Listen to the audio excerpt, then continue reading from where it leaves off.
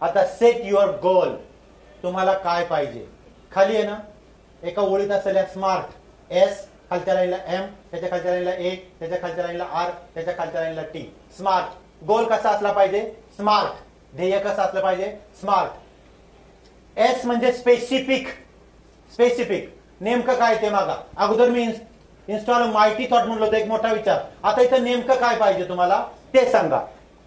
S for specific. नेमकं काय ते लिहा. नेमकेपणा पाहिजे. मला फ्लॅट घ्यायचा आहे, स्पेसिफिक नाहीये. केवढा फ्लॅट घ्यायचा आहे, कुठे घ्यायचा आहे, एरिया कोणता आहे, तुला किती एरियाचा फ्लॅट घ्यायचा आहे. ठीक आहे, स्पेसिफिक पाहिजे. गाडी घ्यायची, कोणती गाडी घ्यायची? मोठी गाडी घ्यायची. मग ट्रक पाहिजे का? नाही. स्पेसिफिक. अच्छा मर्सिडीज, कुठलं मॉडेल? S class. ओके. कुठला कलर? ग्रे. ओके. असं सगळं आलं पाहिजे. Specific. M for measurable. Measurable म्हणजे तो गोल मोजता आला पाहिजे. मोजता. जसं मी सांगितलं फ्लॅट किती स्क्वेअर फुटाचा, मोजता आला पाहिजे. गाडी किती किमतीची घ्यायची? 40 लाख, 50 लाख, 60 लाख, 1 कोटी, 2 कोटी, किती? मेजरेबल, मोजता आला पाहिजे तो. A for achievable.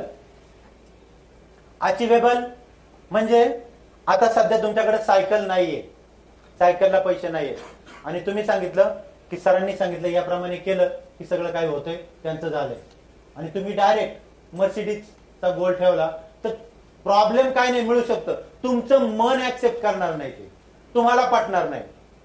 तुम्हाला वाटतंय का अचिवेबल आहे, मग करा. नसेल तर तुकड्या तुकड्याने गोल सेट करा.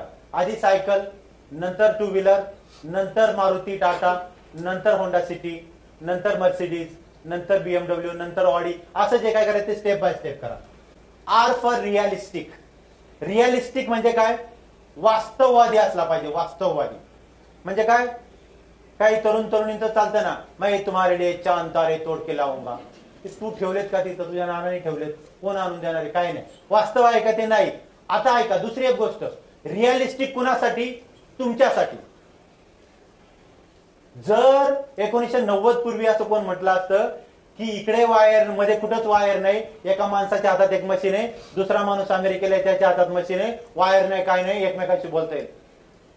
रिअलिस्टिक नव्हतंच ना ते.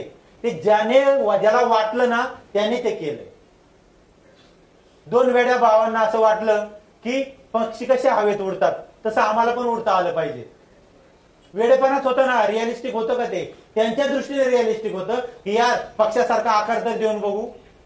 आणि ऍक्च्युअल पहिलं विमान त्यांनी जेव्हा केलं ना, पहिला प्रयत्न कोण सक्सेस नाही होतो, ते काही फुटावर जाऊन पडलं, ते काही फुटावर जाऊन पडलं.